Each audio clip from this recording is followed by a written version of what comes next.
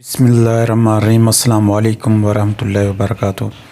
दोस्तों, आज जो हम इस वीडियो में आपके लिए नुस्खा लेके आए हैं वो कमाल का नुस्खा है, घरेलू नुस्खा है, आपके किचन में मौजूद है, इजी आप तैयार कर सकेंगे। और ये ख़ास तौर पर उन लोगों के लिए जो अपने आप को ख़त्म कर चुके हैं, जो मर्दाना कमज़ोरी का शिकार हैं।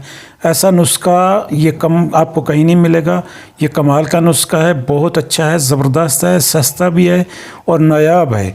इसका रिज़ल्ट आपको पहले दूसरे दिन मिल जाएगा, किसी किसी को तो पहले दिन मिल जाता है। जो गर्म मिजाज हैं, जो सर्द मिजाज हैं, उनको दूसरे दिन मिल जाता है। लेकिन यह है कि इसको मर्द औरत सब इस्तेमाल कर सकते हैं, बच्चे बूढ़े कोई भी बंदा इसको इस्तेमाल कर सकता है। इसका कोई साइड इफ़ेक्ट नहीं है, बहुत अच्छा है। मर्दाना ताकत के लिए कमाल की चीज़ है।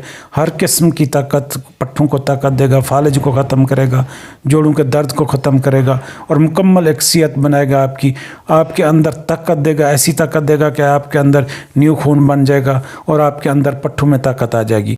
इसमें सबसे पहली चीज़ जो हमें ज़रूरत है वो आपके सामने अपेयर हो रही है। इसमें सबसे पहली चीज़ हमें प्याज का पानी ज़रूरत है। प्याज कूट के उसको निचोड़ लें 1 चम्मच, और आधी चमची से थोड़ा कम आपको लहसुन का पानी चाहिए, कम से कम 20-25 कतरे।